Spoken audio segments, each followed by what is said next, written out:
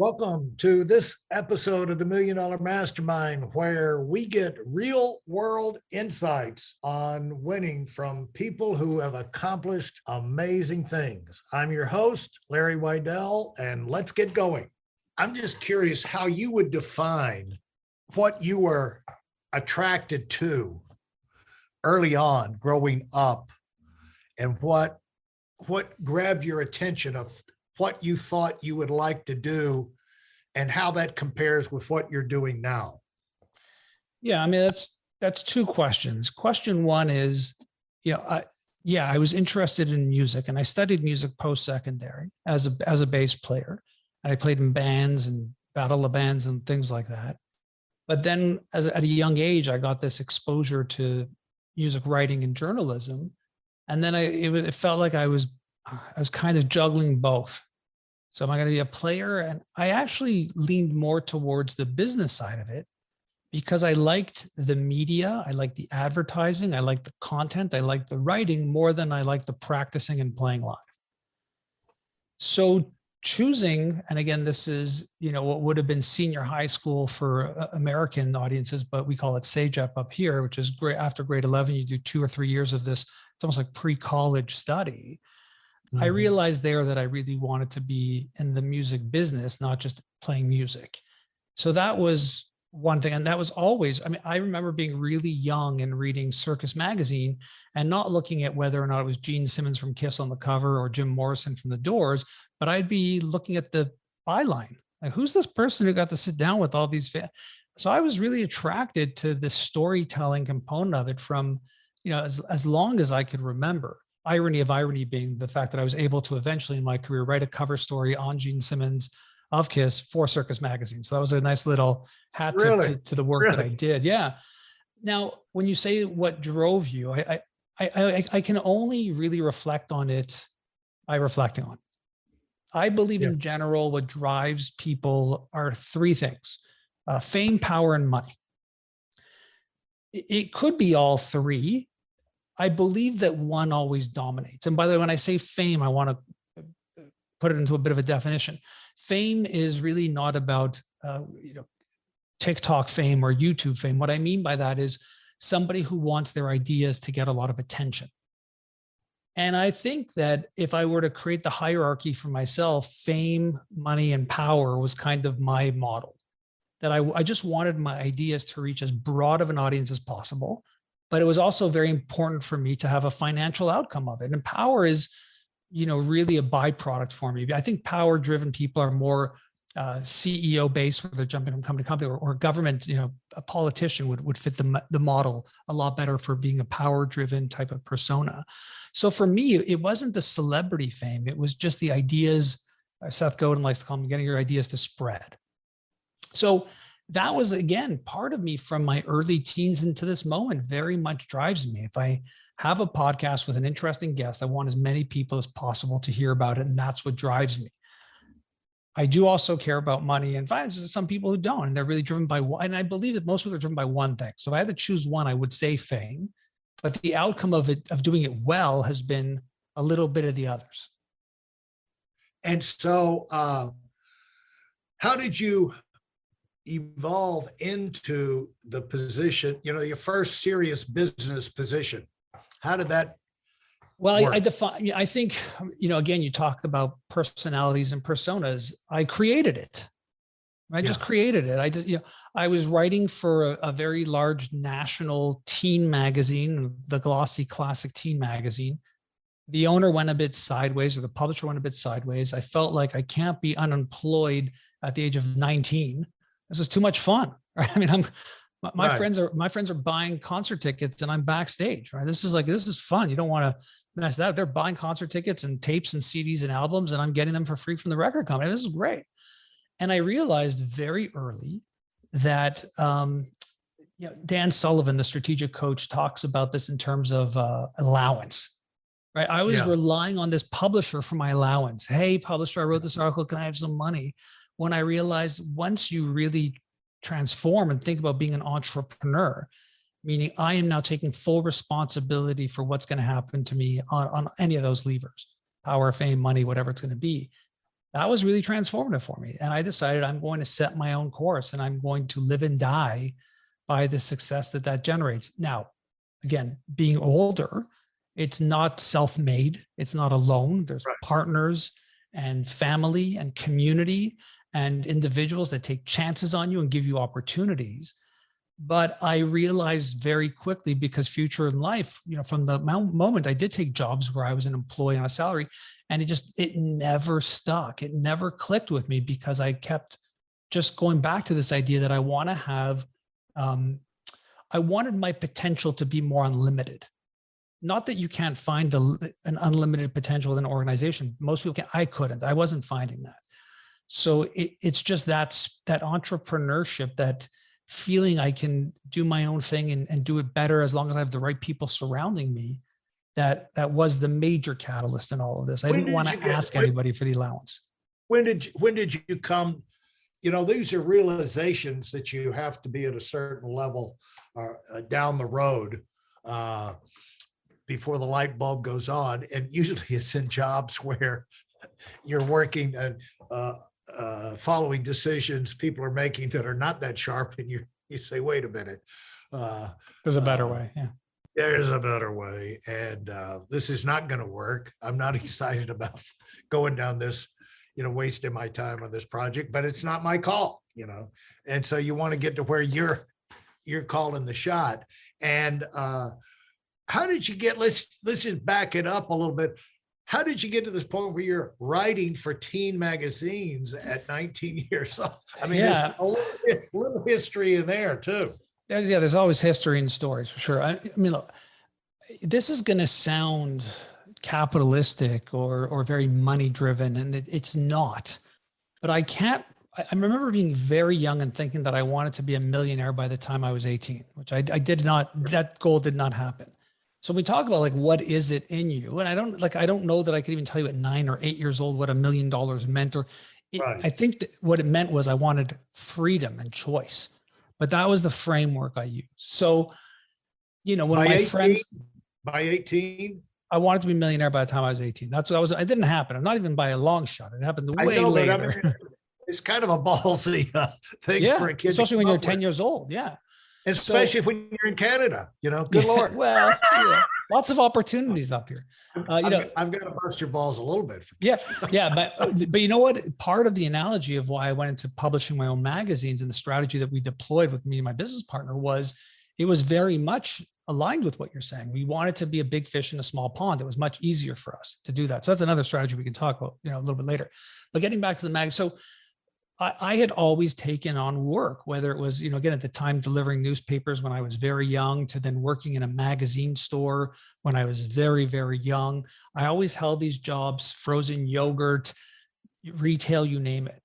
And at the time, this was at the early days of CDs being released in music. And for those who are old enough to remember, I am, they were really expensive when they first came out, Larry. I don't know if you remember, but they were $40-$50 for one album. It was crazy.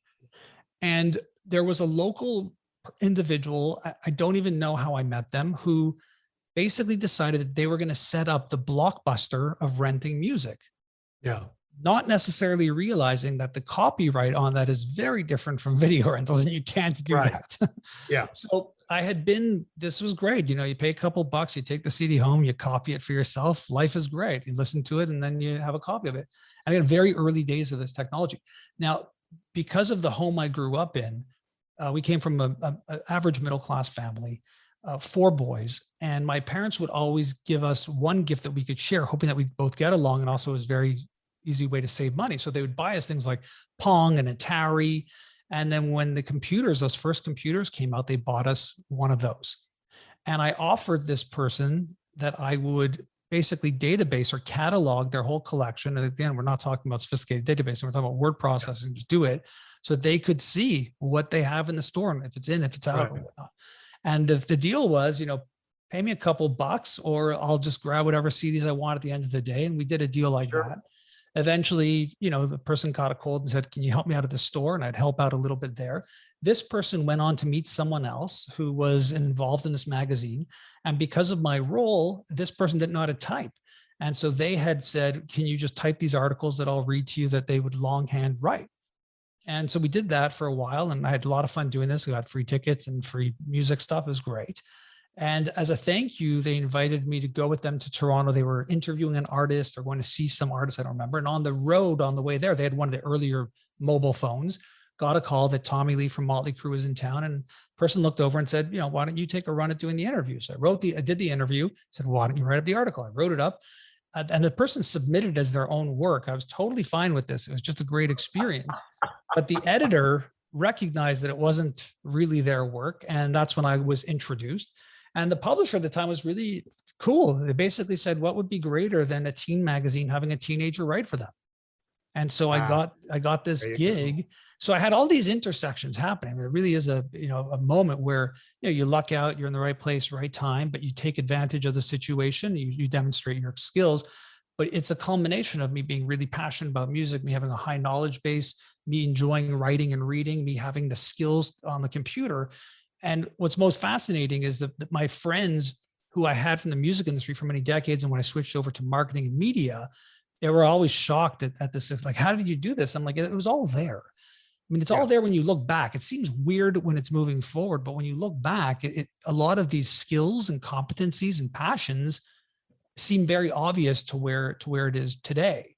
And I try to keep the flames on all of those, a bit hot. I like running them a bit hot. So I'm not somebody who rests on the fact that Motley Crue was really popular in the late 80s. I want to know who's popular now.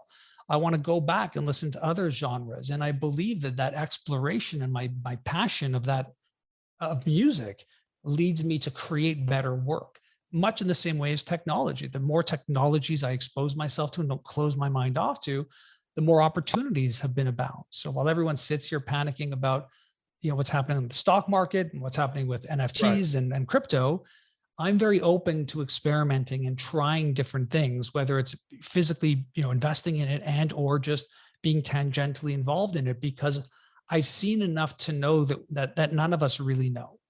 But if you don't get there early, you can get old really fast. Right. Couple of things. First of all, it speaks to, from the beginning, the importance of pursuing the things that you're naturally curious and excited about, because that's when you're willing to take, you had the phrase, always grabbed every job that was out there. And if that's going in the direction you have an interest in, an enthusiasm for, a curiosity about, you don't mind doing those jobs. Like Simon Cowell started out. He knew he wanted to be a producer. He wanted to get into television, this, that, and that. There was one main guy. I forget his name right now. One main guy, legendary in town. Well, Simon, the young kid coming up, he worked his way into where he got in the room, and first thing he did was he would go get the coffee. He didn't have a job. Yeah. But, he was the guy who got the coffee for the longest time. But then, you move up from there. And so you don't do those things. You're not willing to do those things and to work as hard as you need to work because, if it's something you enjoy, you're curious, you're fascinated by it, it doesn't seem work to you like it would be to somebody who really is not passionate about it. Don't you think? I think it's part of it. I think the other aspect that I don't see as much these days is willing to go long and go deep, even when it's not right. Yeah. And what I mean by that is, over the course of running the agency, we had literally thousands of employees that cycled in and out. And as we grew and changed, I'd often be happy to go for coffee or lunch with them. I believe that as much as you have mentors who may be authors who are dead or senior people, everybody should have a mentor who is just out of university, showing you what's what and what's new and what's exciting. I think it's a very important thing. And I really always enjoy being around that spirit, that that moment in time where you can take risks. I love that time of people's lives. And when I have these conversations, it was always, I can get paid $20,000 more and get a higher job salary and go over there and do this. And these people who would cycle like that, they might have the job title and they might have the salary, but they never went deep or long in anything. And it eventually catches up to you. And so the only difference that I would add on to that is I kept a lot of jobs that weren't for me in industries that I didn't love for a long time. And I went deep on those jobs because it's almost like I wanted to make sure it wasn't either it wasn't for me or I had done my best to go through it, because it's easy to have success once you're in it. It's very hard to keep coming back when it's not something you love, or you're making mistakes, or you don't know everything you think you know about it. And because Right. I was willing to go through, what maybe some people call the grind, I don't know if that's true or not. That's just my personality. And I do believe that in the end, while it might have taken longer and have been a harder road, it made me better in everything. Every job that I quit to start something new, and I didn't have that many of them, or ventures too, I feel like I did everything I could, meaning there was nothing left. And again, when you run an agency, client problems, I mean, all you're doing is solving problems all day and night. And Right. I think there's a real value in being able to build a relationship and come back when things go really, really south, not to Right. quit and not to just move on. And I always felt that, maybe to my detriment. And some of my partners might even argue that that was maybe part of my issues. I always wanted it to at least try to, if you're going to go dipping really low, try to come back the best you can. That's where Absolutely. I think learning really happens, right? That moment where you're really in it, and it doesn't look good and you're trying. We were lucky, great timing, great, everyone's looking to build a website, everyone's looking at social, everyone, very fortuitous and very lucky.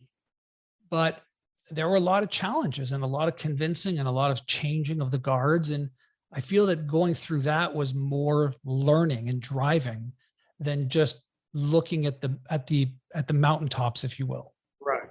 Absolutely. That wraps up this episode. Consider leaving a rating and review if you like what you heard. In addition, I have a free video for you, and it contains my best insights from 20 years of running my own business and also coaching million-dollar earners. You'll find it at whiteelonwinning.com/webinar. Thanks for listening, and do it big.